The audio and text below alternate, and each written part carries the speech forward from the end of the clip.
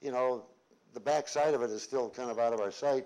But we have Stefan Buda in Australia, who imaged the other part of the polar cap, and Sadiq Ramazadeh in Tehran, Iran. And those three pictures from Efron to these two guys cover the entire planet in one day. So anything that's going on Mars on February 12th, we would know about, because these guys did it. So again, that's international cooperation. And Sadiq is a very nice fellow. We correspond. There he is there with his small telescope too, and he does really remarkable work in Tehran. And we're also cat lovers. I sent him a picture of my cat. That's Casper the Wonder Cat. And he sent me a picture of his cat from Iran. It was very nice. Tippy. That's right. Yeah, Tippy showed that already. Okay. So anyway, this is back now, February 15th. It's just 5 days, 6 days ago, 7 days ago. And again, you see the cap breaking up. Mars date's June 1st. February 20th, Mars date's June 3rd. Again, you see this happening. Okay, tonight around midnight, this is what you're going to see. Well, whatever. This will be the presentation Mars will give you. And this is, it'll be tilted relative to north-south in your sky because it is tilted, still about 20 degrees. And I put midnight here because at midnight it's high enough in the sky so you generally get a little better seeing. And you'll have certain features you'll be able to see. The polar cap, okay, that's real easy. You're going to see just south of the polar cap, a big dark area. It's called Mare Acidalium, which is the bath that Venus used in antiquity. Many of the things on Mars have all these mythological names and connotations.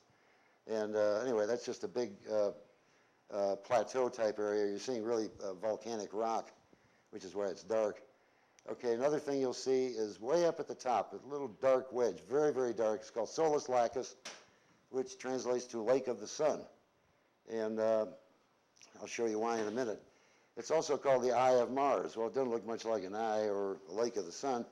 But in the southern hemisphere summer, when Mars is close and we have those good perihelic apparitions, it looks like this. It's tilted toward us, so we don't get the foreshortening. And it does kind of look like an eyeball. And it's called Lake of the Sun because at summer solstice, it's the sun is directly overhead in Solis Lacus. God, isn't that thrilling? I thought you'd, okay. All right, what are the Tharsis Bulge, where all those volcanoes? We miss them this time around unless you stay up till about 4 o'clock where it's rotated on. But this is over on the right limb will be the Tharsis Bulge, and you'll probably see some haze and clouds on that limb. And right dead center on the disk is a large open area. That's Chryse, the plain of gold. And Chryse, anybody know why Chryse is important or significant? Yes? Well, dust starts there, dust storms start there. It's where the Viking lander landed. And it's also where one of the other landers, I forget, Pathfinder, I think, is there. And so why would they land there? Well, they figured it was flat. They didn't want to crash. There are a lot of craters, especially in the southern part of Mars. And the main reason, however, they landed there is because Chryse seems to be a place where a lot of channels dump into.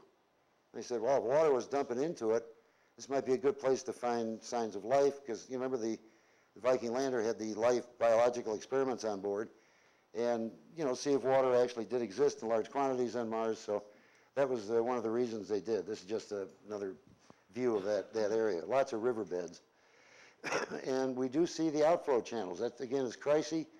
And if you're using fairly high magnification, you see these little blobs here. We call those the hemorrhoids. I'm sorry, but we do. And, I mean, everybody in the world calls them that. They have Latin names, which Schiaparelli named them, and they're completely unpronounceable, so I'm not even going to try. But just call them the roids. Whatever. Okay, but you do actually see these outflow channels going into Mars, and you'll see a dark line here. That is the Valles Marineris. That's the Grand Canyon of Mars. You can see that with an amateur telescope, just a 6 or an 8-inch telescope. And, again, it helps to use a red filter, so it brings out these dark details a little bit better. But so you got the Grand Canyon there, you got outflow channels, and you got this area, this plain, which, of course, now we know liquid water did exist on.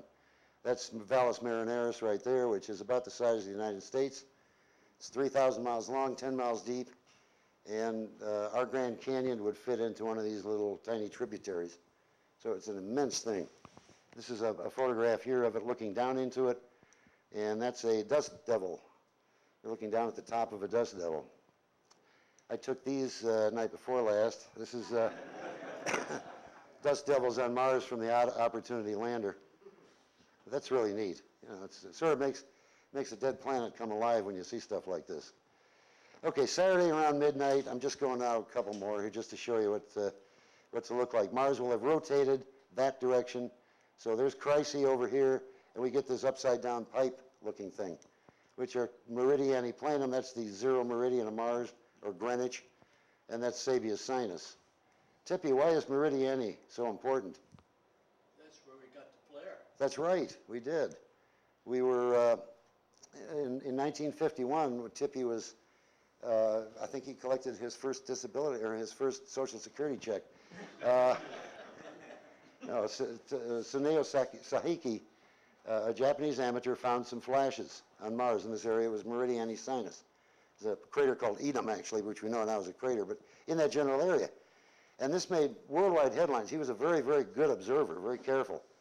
And Sir Patrick Moore was contacted by the London Observer, are the Martians having an atomic war? Now, quite seriously, this was not, you know, it was just a few years after Hiroshima and the atomic age. But anyways, this eventually, it wasn't discounted, but it kind of fell into the dustbin of history. And it was resurrected in 2001 by Bill Sheen and Tom Dobbins, mainly Tom Dobbins, who calculated that he thought it would be reflections off clouds. Like, you know, you see a subsun, you're on an airplane, sometimes you look down, you see the sun over on high cirrus clouds, actually seeing the reflection of the sun coming back at you. He said, well, that's probably what that was. So we got a campaign. We went down to Tippy's brother-in-law's house down here in Kujo Key, and we had about 18 guys. We had a guy from Jet Propulsion Lab. We had all people from Sky and Telescope, and we observed Mars every night. We videotaped it, and this is some of our stuff here. There's Tippy. Meade provided this telescope for us, so I shouldn't make fun. The videotape, and on the third night, we actually saw the flashes because the geometry was exactly the same as it was in 1951 between the Earth, Mars, and us. And we got these flashes, which don't reproduce that well here, but bright dim, really bright dim. You can see them on video. And so the problem was the geometry was all off as far as when the flashes occurred. And one of the guy from JPL, who was named Tim Parker, he contacted Michael Malin. They did close-ups of this area, Meridiani Planum, and they said, there ain't no clouds there. Well, we knew that too because you couldn't see them, you know, with our telescopes. But it turned out that it allowed them to really look closely at this area. And what does that remind you of? That reminds you of shorelines, right? Okay, that at one time there was a large body of water here. They call it jumbo terrain, but this is just beautiful. This is the area where we saw the flashes. We probably saw, as Mars rotated, the flashes come on and off with the sunlight glinting off frost on these steps.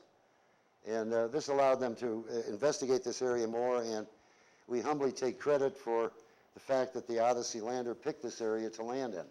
This is from Scientific American, May 2004, where they talk about the flashes, and they gave us credit, partial credit, for picking this area because they thought it would be neat. And indeed, that's where they discovered the evidence of a lot of liquid water having existed there one time. So thank you, Tippy. Tippy's a hero, yes, well, we all are. It was a great experience. Yes, it was. The only problem was that, you know, we emailed Masasuga Minami, who was the head of the Oriental Astronomical Association. Tippy and Tom, all these guys were at the house, and Rich Feinberg, he was there.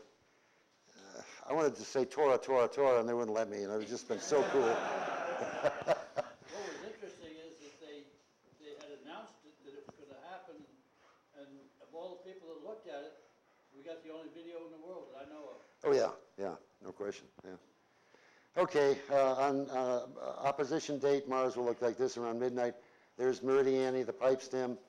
This is Syrtis Major, the Gulf of Sidra, that means, whatever that means.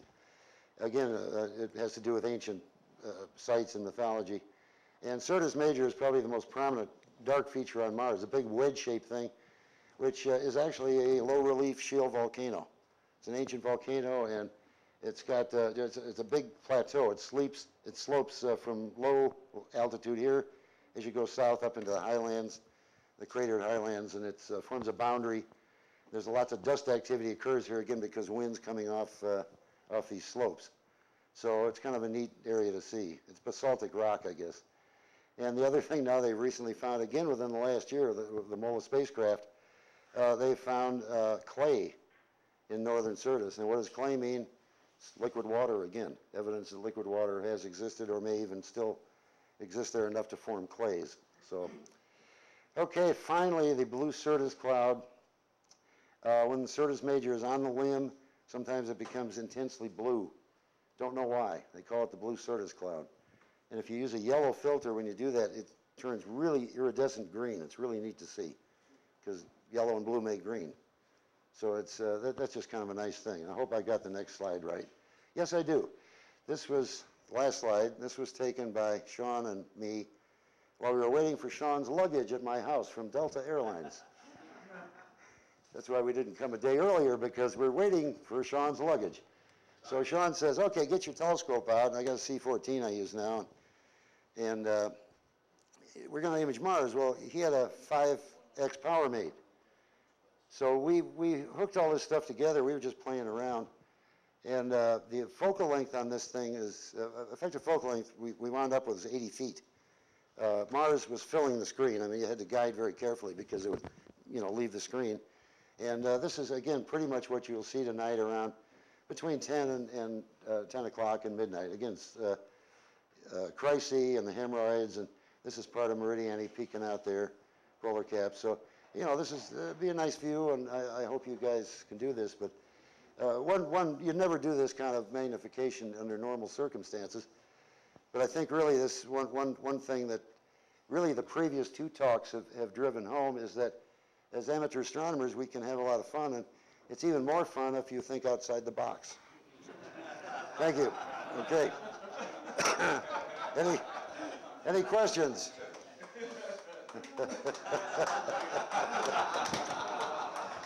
All right. Thank you.